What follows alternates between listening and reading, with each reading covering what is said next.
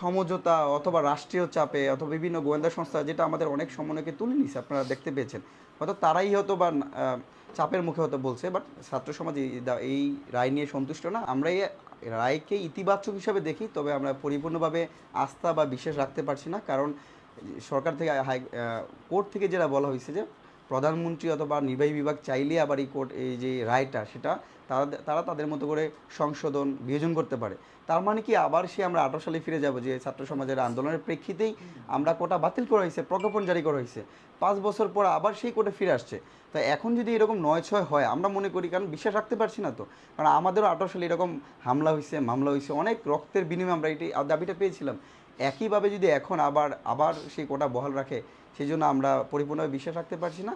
এই জন্য আমরা শুরু থেকে যেটা বলে আসছি, কোটার যৌক্তিক সংস্কার করার জন্য, এটা নিয়ে যেন আর কেউ ছাত্র সমাজের জন্য রাস্তায় না নামতে হয়, সরকার থেকেও যেন কোনো কিছু না করতে হয়, সেই জন্য আমরা কোটার